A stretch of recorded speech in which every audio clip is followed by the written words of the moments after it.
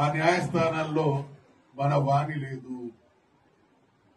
లేదు కాబట్టి మనం ఎదుర్కొంటున్నటువంటి మనం అనుభవిస్తున్నటువంటి దయనీయ స్థితి వాళ్ళు చూసినటువంటి వాళ్ళు కాదు కాబట్టి మానవీయ కోణంతో ఆలోచించాల్సినటువంటి అనేక అంశాలను కూడా వేరే ప్రాతిపదికన నిర్ణయించడం వల్ల ఈ దుస్థితి కొనసాగుతా ఉన్నది కాబట్టి మరి వీటన్నిటి కూడా ఒకవైపు పాలక వర్గాలు ఆధిపత్య కులాలు అగ్రవర్ణ కులాలు ఎంత బాధ్యత వహించాలో మరో రకంగా మనం కూడా అంతే బాధ్యులం అనేటువంటి విషయాన్ని గుర్తించాల్సినటువంటి సమయం ఆసన్నమైనది అనేటువంటి విజ్ఞప్తిని చేస్తా ఉన్నాం.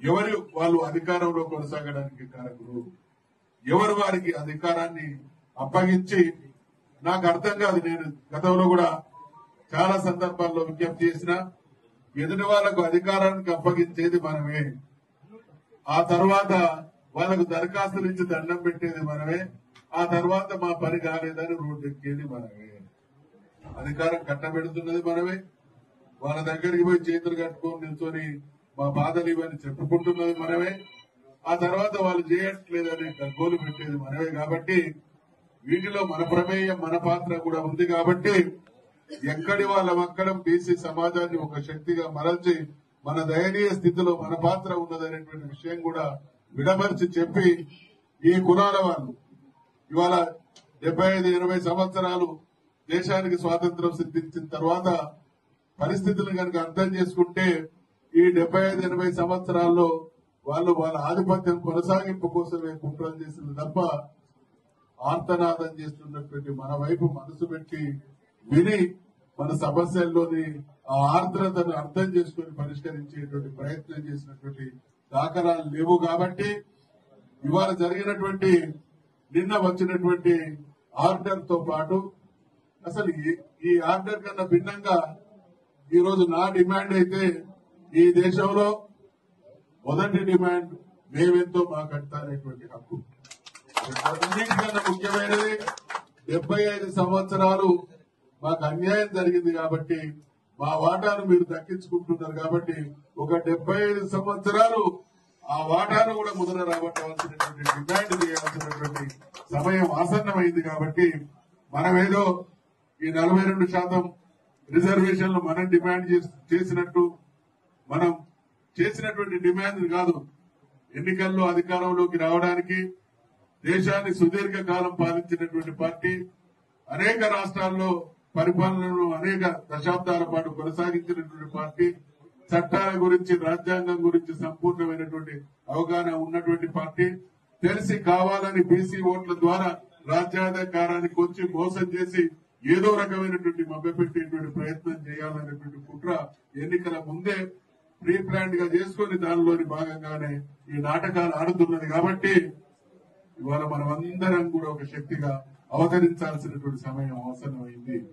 ఈ దేశంలో మనం 4 సందర్భాలను చూసినాం.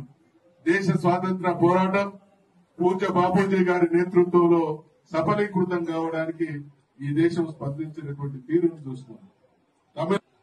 స్థానిక ఉద్యోగాల్లో గాని ఇతరత్ర ఉపాధి విషయంలో రిజర్వేషన్లు సంపాదించుకోవడానికి ఆ రాష్ట్ర ప్రభుత్వం చేసినటువంటి చారిత్రక పోరాటం, వాళ్ళు సిద్ధమైనటువంటి త్యాగం, వాళ్ళు దేశానికి ఇచ్చినటువంటి అల్టిమేటం.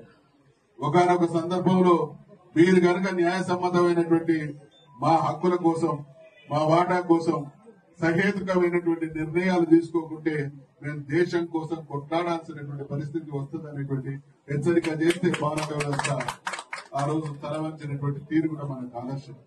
నిన్నగాక మొన్న మరి చరిత్రాత్మకమైనటువంటి తెలంగాణ రాష్ట్ర సాధనోద్యమంలో కేసీఆర్ గారితో పాటు యావత్ తెలంగాణ సమాజం స్పందించినటువంటి తీరు కూడా మనం అందరం చూసినాం. కాబట్టి వీటితో పాటు ఈ రోజు మనతో భాగస్వామి ఈ వేదికను పంచుకుంటున్నటువంటి కృష్ణయ్య గారు బీసీ విద్యార్థుల కోసం, విద్యార్థి లోకం కోసం, వారికి న్యాయం జరగడం కోసం, వారి వాటా కోసం, ఆ ప్రజల జీవితాల్లో వెలుగు నింపడం కోసం చేసినటువంటి అనేక చరిత్రాత్మకమైనటువంటి పోరాటాల ఫలితంగా లాభాలు వాటాలు దక్కినటువంటి సందర్భాలు కూడా మన ముందున్నాయి. కాబట్టి ఇవాళ పోరాటానికి ఈ దేశంలో ఆత్మగౌరవానికి ప్రతిరూపం తెలంగాణ, ఈ దేశంలో త్యాగానికి మరో పేరు తెలంగాణ, ఈ దేశంలో అన్యాయం జరిగితే సహించక, అవమానం జరిగితే ఎదిరించి అనుకున్నటువంటి ఆత్మగౌరవ భావన ఎగరవేసినటువంటి స్థానం తెలంగాణ సొంతం కాబట్టి